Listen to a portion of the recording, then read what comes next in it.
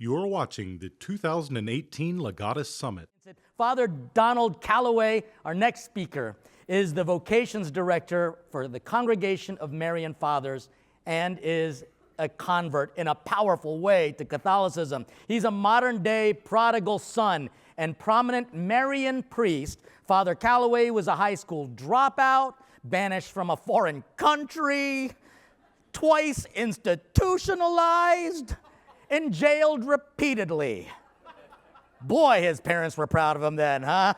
But never gave up on him, certainly. And prolific author on Mary and on other faith topics, Father Don Calloway provides truly, and I know this because I know him personally, he provides insights, powerful insights into the infinite accessibility of God's mercy and God's closeness, and how our closeness with Our Lady brings about much needed harmony and peace to our life.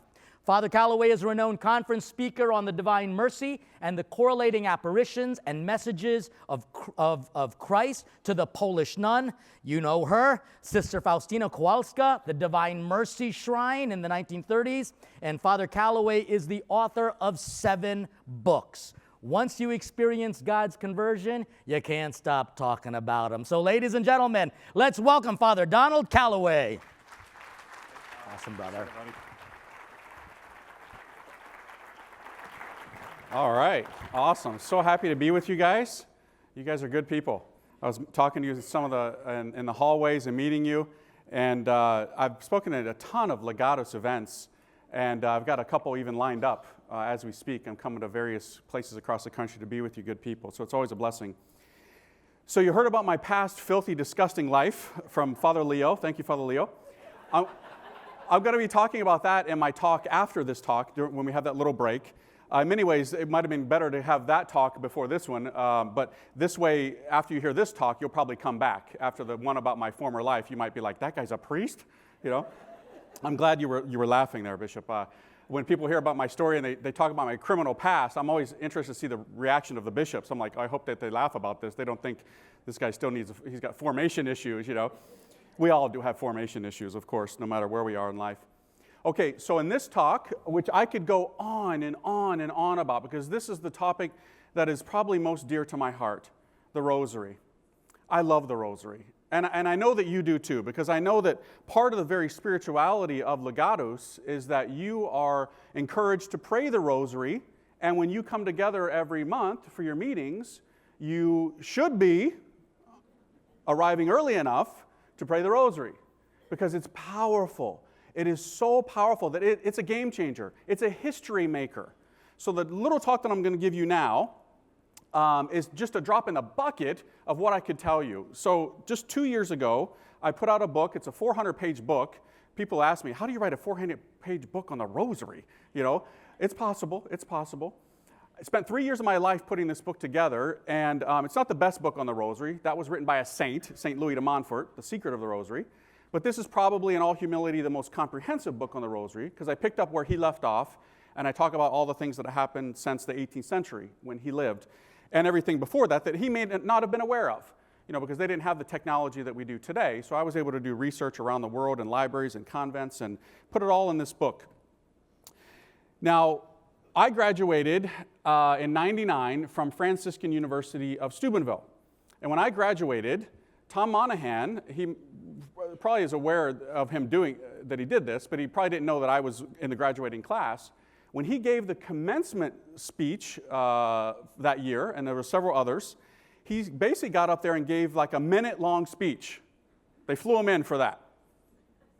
Well, I probably didn't intend to do that, but he gave the best one. Do you know what he said? Because he was last. All the others were before him, and he got up and he said, well, after all these great speakers, I don't have much to say. He said, as you graduate and you go out into the world and you take your Catholicism into the world, he said to them, I want you to remember 3 things. Be faithful to Mass, go to confession frequently, and pray the Rosary every day. The place bursted with enthusiasm and applause. Not just because it was short, because that's all that needed to be said. Everything else is a footnote, basically. What he said in that short, probably the shortest commencement speech ever, was the essence. of what the students needed to hear. So you probably have a rosary. Hopefully you do. And hopefully it's on your person. If not in your pocket, it's in your purse. Hopefully it's not just hanging from your car rearview mirror. That's good, but don't just leave Jesus hanging, You see me holding up mine, right? It doesn't look like much. It's fragile. It's just a bunch of beads on a, string. This one's rather strong. It doesn't break. A lot of mine break in my pocket. They get snagged and I, tear my pocket and everything. It doesn't look very intimidating. But what you can't see, and what I can't see either, but God can, and Our Lady can, and the angels can, both the holy ones and the fallen ones, is that what I'm holding in my hand is a sword, a weapon that Satan fears, the devil, Lucifer. Oh, all hell trembles at the mere sight of this, because everybody knows that it takes a sword to slay a dragon. Well, there's a dragon that's after us, the serpent dragon of the Scriptures, Lucifer, the fallen angel, who wants to crush us, wants to devour us with the flames that come out of his mouth, so to speak. Everybody knows it takes a sword to slay a dragon. This is the sword. This is the weapon that's been given to the world to help us to cut off the 7 deadly heads of the wicked Hydra, the evil one. Now, to show this to you, I'm going to tell you 2 stories right out of the gate. And as I said, I just a drop in the bucket what I'm going to tell you guys of what's in the book. To show you the ultimate story of how bad it could get and how powerful the rosary is. And this is going to mean a lot for a lot of you, because I know you're from Legatus, you guys are cream of the crop, you're devout Catholics in the business world and all of that. But I guarantee you, I'm not Padre Pio, I don't read souls. But if I asked every one of you to raise your hand in response to this question, I bet every one of you would raise your hand. So don't raise your hand because you'll probably embarrass yourself. It's a rhetorical question. How many of you have children or family members who are messed up? Right, every one of you would raise your hand. I know, yeah, I know. We're all messed up. But you've got children who have left the church, right? You're a member of Legatus, right? You're cream of the crop Catholics. But you've got children who have left the faith, who are off living New Age lifestyles with their significant other maybe, in San Francisco or somewhere. You know what I'm saying is true. They've got wrapped up into either drugs or pornography or New Age practices, or they're following, they're putting hot rocks on their belly button out in Sedona, Arizona, trying to find happiness, The world is messed up right now. They're out there finding their feng shui, with their furniture placement. Stupid. But this is the world today. And this is probably many of your children today. Okay, but I'm going to tell you a story about a guy who was worse than your children, and it wasn't me. I'll make all your children look good in my second talk, that's for sure. You'll be ready to canonize your wicked son and daughter when you hear my story, But there was a guy from Italy, Catholic Italy, a little over 100 years ago, named Bartolo Longo. This guy obviously was Catholic, raised Catholic in a Catholic family, but when he went off to college, he left the faith, as many do, sadly. He was studying law, and he abandoned the faith because people were telling him, Catholicism, that's nonsense. It's unscientific nonsense. That's for uneducated people. That's old wives' tales, fairy tales, mythological, legendary stupidity. So he abandoned it. But the human heart still searches. So in his studies, he got involved with a group which today we would call New Age. He started to attend seances, and he became so wrapped up in the occult that he literally, his words, not my words, I'm not emphasizing this for effect or making it up, he says this, he became an ordained satanic priest. Bartolo Longo, fallen away Catholic in Naples a little over 100 years ago. That's bad, okay? I lived a bad life, for sure, but I never, was gathered around a pentagram and slashed a chicken's throat and sprinkled blood on myself. I wasn't a satanic priest, He was. And what was the fruit of that? Depression, anxiety, nightmares, hallucinations, and the thought of suicide, of taking his own life. That was the fruit of the New Age. It always is. It always is.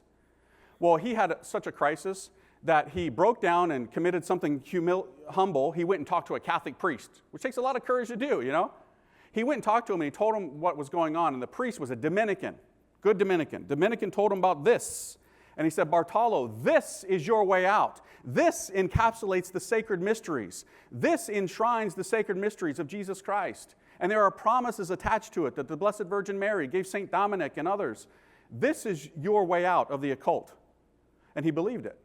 He barged into a seance after that, held this up, and told them to repent in the middle of a seance as they were, invoking, spirits. They laughed at him. They kicked him out.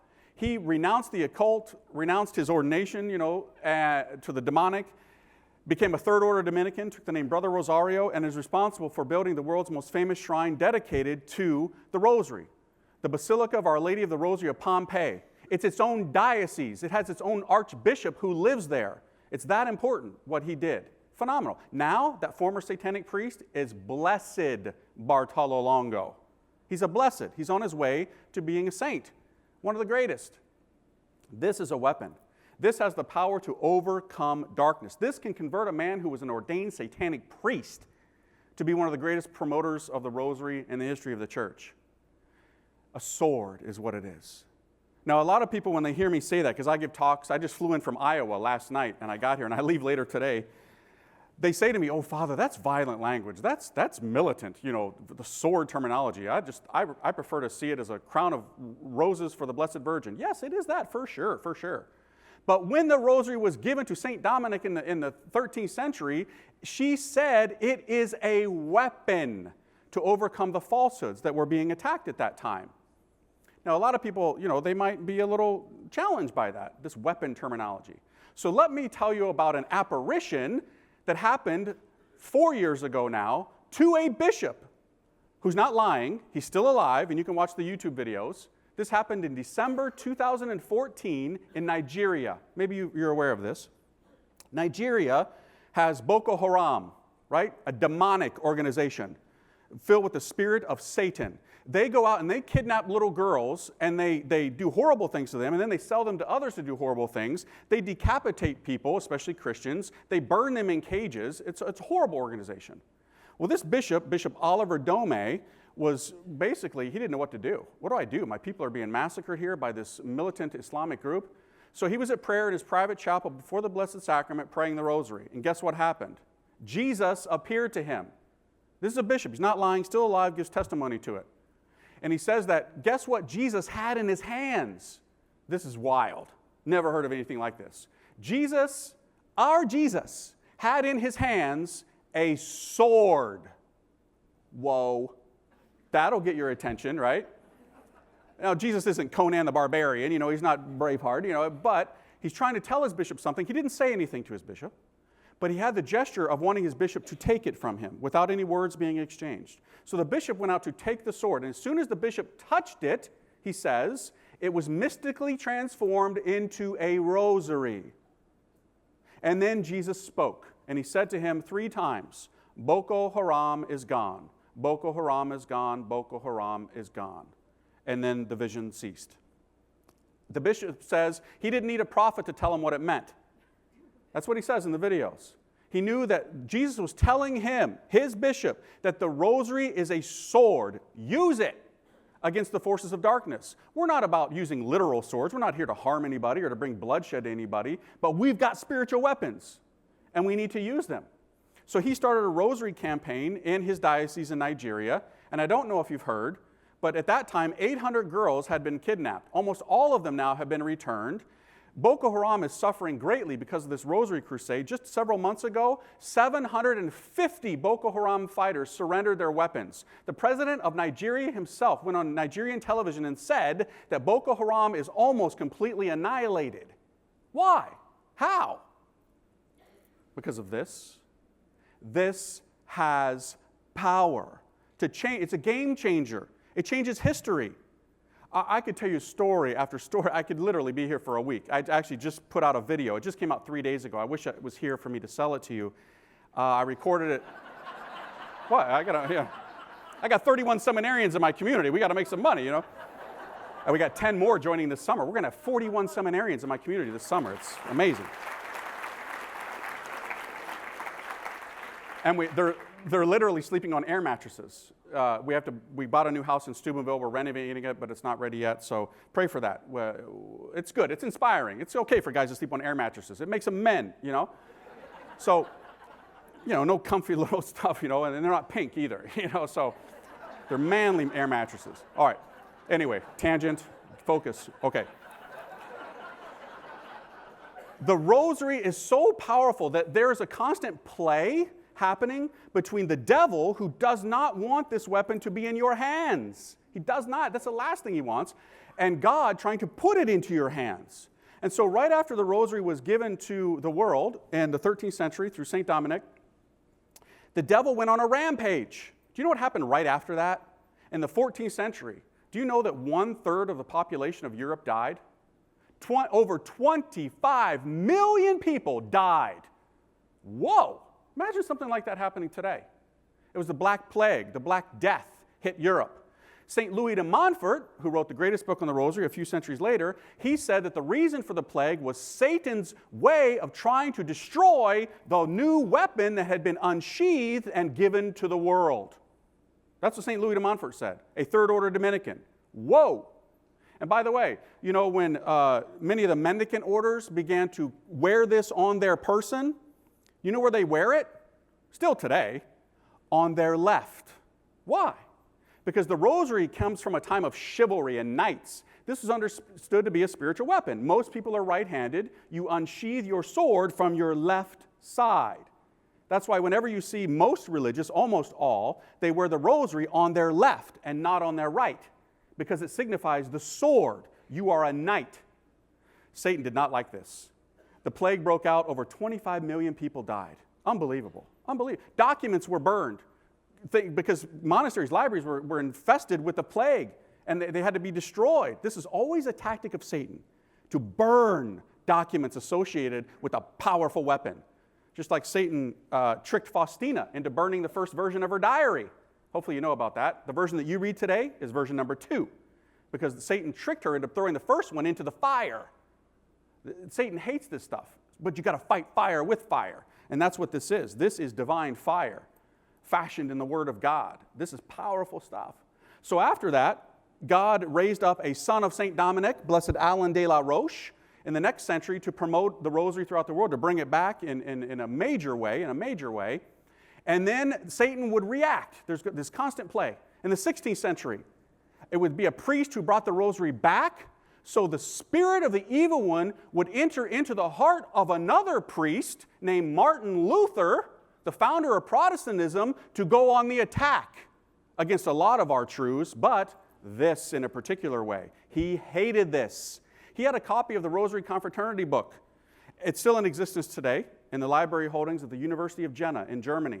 In the margins, in his handwriting, it's been verified, he slams this. What is this nonsense legend, prayed for no one? This stupid work. That's what he called the rosary, a stupid work. Prayed for no one, because they started to get away from teachings like purgatory and the importance of indulgences and things like that. He slammed it. A fallen away Catholic priest who helped a woman escape from the convent, and then he married her.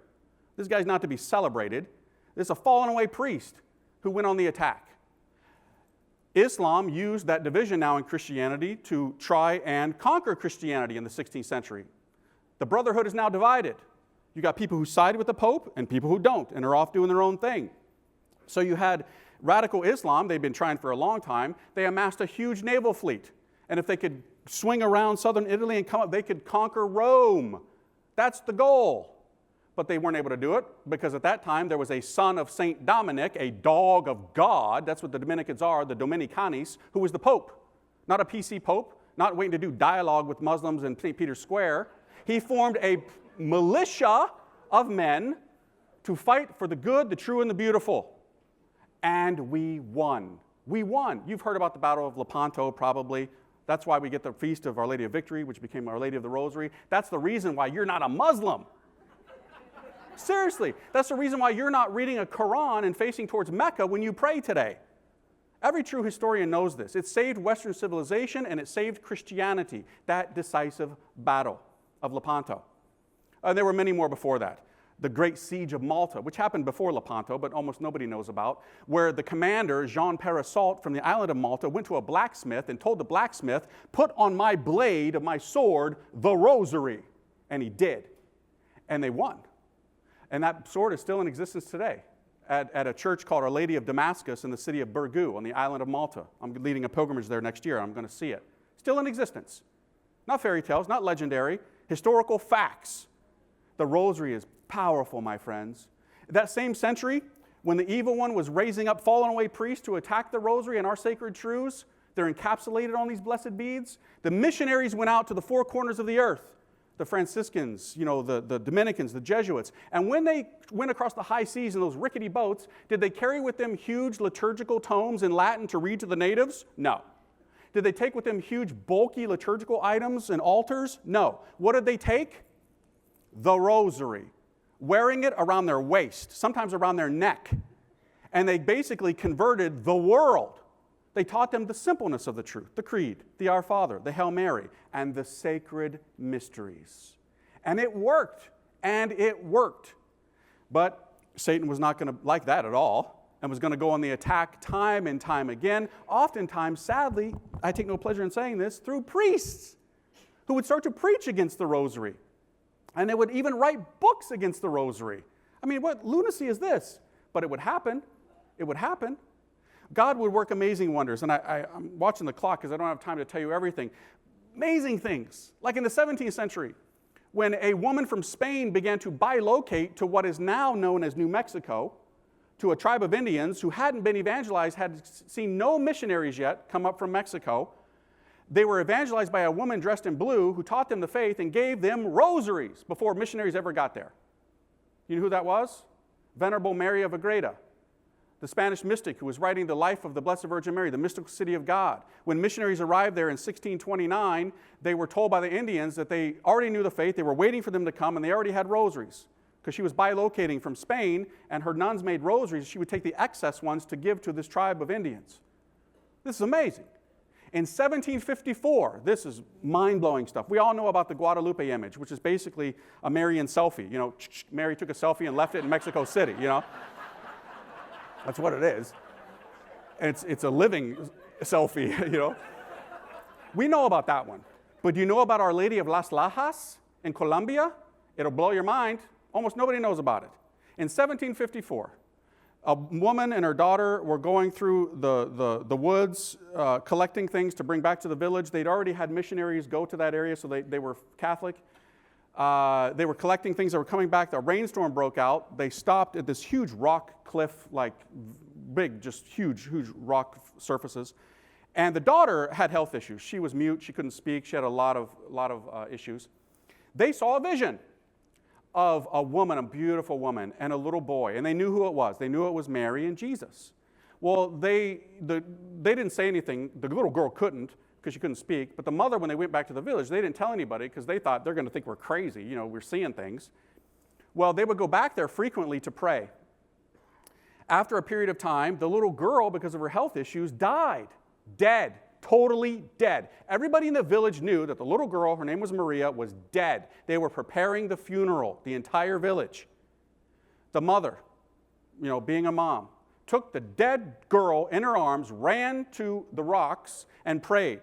The little girl came back to life. Now she had her hearing. She could speak. They went back to the village. Everybody knew that this girl was dead, and now she's alive and she can speak. They all went to the rocks. When they got there was an image on the rocks, life-size, beautiful colors, not something faded that you would look at it and go, yeah, I can't quite make it out. Super clear, life-size.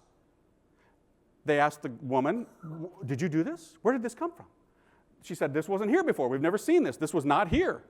So the priests come. They know who it is, and they can see clearly what it's about. It's the Blessed Virgin holding the Christ child in one arm and giving the rosary to confound the skeptics, to confound the priests, the historical critics, giving the rosary to St. Dominic and a friar's cord to St. Francis. So they said, who painted this? No one fessed up to it. Time went by, they didn't know what to make of it, but it never went anywhere. People being people, they began to chip at it, right? We do this, we're crazy. chip at it, but it never went away. It was still there. You could see the dent where people had chipped away at it, but it never went anywhere. As time went on, geologists came and bored into the cliff 3 feet deep. Guess what? There's no paint. There's no pigment. It's not a painting. The image is the rock. It's at least 3 feet deep, scientifically proven, and science can't explain it. It's an absolute miracle. This is not normal. Nature could never do this in a gazillion years. It's life-size. Life-size.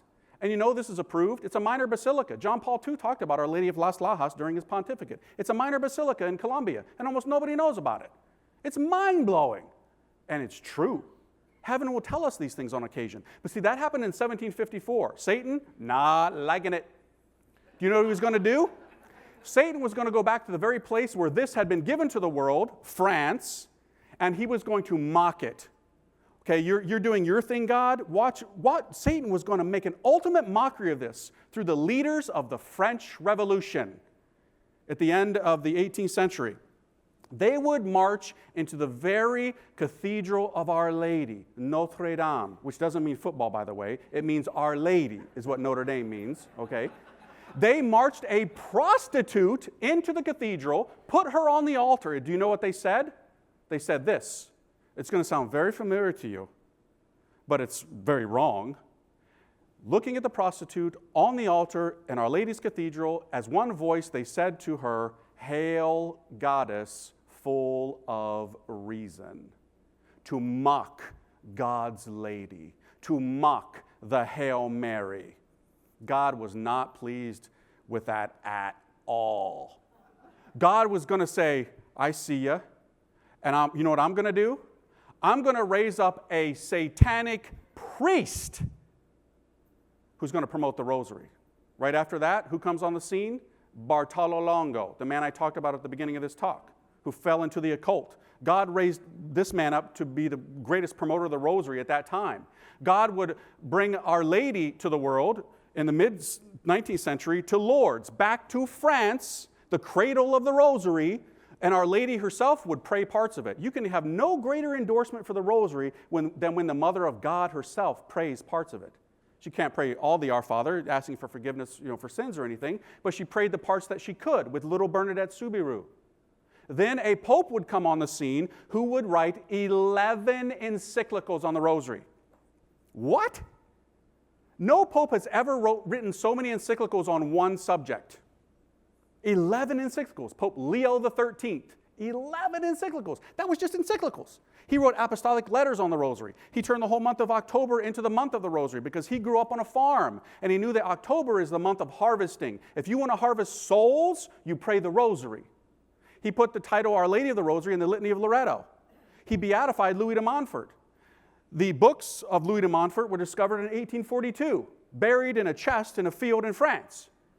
Some of them were quickly translated, others would take a little longer, but a rosary revolution began during that time, and it would carry into the 20th century.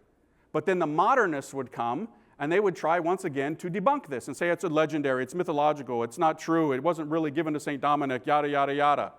And then you would get what? More Marian apparitions. Approved. I'm not going to tell you anything that's not approved. Fatima, where Our Lady came and talked about the rosary in every single apparition, and how did she identify herself? We call the apparition Our Lady of Fatima, and rightly so. But what did Our Lady say? She said she was the Lady of the Rosary. That's powerful when Our Lady gives herself a title like that. Then you have Our Lady of Banneau in Belgium, Our Lady of Bourang in Belgium, approved apparitions. Then as the century progresses, you've got, Akita in Japan, you've got Kibeho in Rwanda, you've got even right now, Our Lady of the Rosary of San Nicolas in Argentina happening. The first part of this apparition is already approved by the local bishop. In the 1980s, you have Coapa, Nicaragua, where Our Lady basically gives a movie projection to the visionary Bernardo of the history of the Rosary. And it's in perfect accord with the pious tradition that it was given to St. Dominic. That's approved by the local bishop down there. But almost nobody knows about it. This, my friends, has power. The 20th century saw some of the greatest promoters of the Rosary in the history of the church. Great promoters like Patrick Peyton, who was just declared a venerable like a month ago or something like that. This guy was out of control with his promotion of the Rosary. In 1961, he got 500,000 people to pray the rosary in the street, in a park in San Francisco. I mean, that's amazing. But see, Satan didn't like that. You know what happened just a few years later? In that same park in San Francisco, the sexual revolution began with the Summer of Love, celebrated in that same park, because Satan does not like this. Anything and anywhere that this goes and leaves its shadow, he will seek to destroy it. He will seek to get rid of it. But see, today, we've got something amazing, right? The original 15 mysteries that were given to us were given to combat certain heresies, falsehoods that people were attacking. It was a group called the Albigensians that St. Dominic was up against. And they were attacking the incarnational mysteries of Christianity. You know, they were saying that the flesh is bad, the spirit is good, and so God didn't become man. You know, he didn't live on the earth like this. This is nonsense. So Our Lady gave the joyful, the sorrowful, and the glorious mysteries. Well, today, we've got new threats against our faith. We've got things that back then were not under threat like they are today. So we have the luminous mysteries given to us. All John Paul II did was basically resharpen the ancient blade of the rosary and turn it into a modern-day lightsaber, a modern weapon for us. That's what this is, right? A Polish pope and his lightsaber, right? But here's the thing. John Paul II is not the inventor of the luminous mysteries. He died. He would be the first to tell you this. A lot of people, they say, oh, I don't pray those luminous mysteries. That's a post-Vatican II thing. I stick with the original. Well, you need to read some books too, dude, because that's not true. Okay? Already in St. Louis de Montfort's writings, which were discovered in 1842, he talked about the possibility of other mysteries. He didn't fully develop it, but others did after him. Patrick Peyton talked about this, Father Patrick Peyton. But then specifically, a saint from Malta, George Precca, in the 1950s, came up with the 5 mysteries of light. Those are the ones that John Paul II gave to the world in 2002. Interestingly, John Paul II beatified George Precca in 2001 in preparation for giving us his luminous mysteries. But almost the whole world missed it because of 9/11. We were so focused on that. Who's George Precca? Whatever. We're focused on praying against terrorism and so forth. And then Benedict canonized George Precca in 2007, the real inventor of the luminous mysteries. So why do we have these luminous mysteries? And how am I doing on time? I'm not even sure what that clock means. It says 10:20. Do I have 10 hours left? What is that? We can do that. I'm not sure what that means. So somebody tell me when to shut up, I guess. I don't know how to read that. Okay. The luminous mysteries. Why? The first luminous mystery, the baptism of Jesus. Why is that important today? Why pray on it? Why meditate on that? Because how many people are not having their kids baptized today? As you'll hear about in my conversion talk here in a little bit, I wasn't baptized till I was 10 years old. And that didn't even mean anything. All my parents wanted was the 8x11 certificate to shut up the grandparents. We never went back to church after that. It didn't mean anything. How many people are not baptizing their kids today? They think, well, I'll let them make that life decision when they grow up. That is stupid. You don't wait to feed your kid, until he chooses, to eat. That's horrible parenting. Well, it's the same thing with baptism. You got to get them baptized. The life of grace, sanctifying grace, comes into the soul, and it means something, right? But we've forgotten that today. What about Cana, the wedding feast of Cana? This is the issue of our times. Back in the 13th century or even the 16th century, 2 dudes getting married was whack, right? That was not even, what? They would have never even thought of something like that. But today, marriage is being redefined. So at the wedding feast of Cana, remember, Jesus is only truly present at a wedding that's between a man and a woman. Period. This is why we have this mystery today. Because we need to be reminded of what marriage is. We need to make reparation to the heart of our Savior and the heart of Our Lady, because they are very much offended when 2 dudes try and get married. This is how messed up we are today. This was not an issue in the 13th century, the 16th century, but today it is. It's the issue today. And this is a mystery of light for us. What about the conversion, call to repentance? Today we need this. Everybody's religious pluralism today. People think that Jesus is the same as Muhammad, God forbid, or Buddha or Shinto or Taoism or the people in Sedona, Arizona with the hot rocks in their belly button. That's what people think today about Jesus. He's just a guru. He's not just a guru, he's God. He walked on water. He raised people from the dead. He rose from the dead himself. He is the Messiah. He is the way, the truth, and the life. And no one goes to the Father except through him. Period. But people today, oh no, you can't say that kind of stuff. You offend people. Well, fine. Because it's true. I'm not here to make people feel bad. I'm not a homophobe. I'm not an Islamophobe. I'm a Catholic priest. This is what I do, right? I mean, nobody fishes with a dull hook. I'd be an imbecile if I thought I could throw a dull hook in the lake and catch fish. Every fish fights. That's normal, right? And you bait it with beautiful stuff. You bait it with something attractive. And when the fish bite it, you know if you fish, you set the hook. They're going to go deep. They're going to go as far away from the boat as they can, but that's fine. God's got lots of slack in line. He's got lots of mercy. You can wear yourself out. You think you're going to run away? You were made for this. This is what you were born for, the truth. It's the truth that sets us free. And this is why we need this truth. Okay, the fourth luminous mystery, the transfiguration. Again, people don't believe that Jesus is God. This is one of many options. Breaks my heart. And I hate to be the one to say this as a priest. I take no delight in saying this. But people they don't see the uniqueness of it. They think everybody's, going to heaven. There's no hell. There's no consequences to your action. It's just all one group hug, kumbaya, everybody's fine. It's not. We need to get back to the fundamentals. Jesus is God. He is the Messiah, the Son of the Father. He created the cosmos. And we need to get back to this. The fifth luminous mystery, the institution of the Eucharist. Oh, this is huge. And as a priest, this pains me to say this. And I know it does for my brother priest. Today, so many people don't believe in the real presence of Jesus Christ. They don't believe that He's really substantially present there. Why? Because they haven't been taught it correctly, or they've had a bad example. They've gone into churches where the tabernacle isn't even in the sanctuary. See, how messed up and how badly catechized are you going to be when you go into God's house and He's not even there? He's down a hallway in a mop closet or something. I mean, that's insanity. The Vatican II never called for that. Sure, in basilicas and places where there's tourism, you put the Blessed Sacrament off to the side, like St. Peter's and such, out of respect. But in your average parish, the tabernacle should be in the sanctuary, if not dead center. Why? Because remember, the first tabernacle was the womb of Mary. And where was Jesus? Front and center. Not off to the side. That's tabernacle placement 101. Okay? But people don't know this today. That's why they come in and they give this little pansy genuflection. They don't even know what they're genuflecting to today. If you talk to Catholics, you ask them, do you believe that Jesus is present, body, blood, soul, and divinity, substantially in the Blessed Sacrament? Huh? They don't even know what you're talking about. We need to get back to this. This is everything. The Eucharist is our source and summit. It is Jesus. That's why we have the luminous mysteries, my friend. Don't be afraid to pray them. Don't think that you're offending Jesus. And Father's telling me it's time, so that's what okay. All right.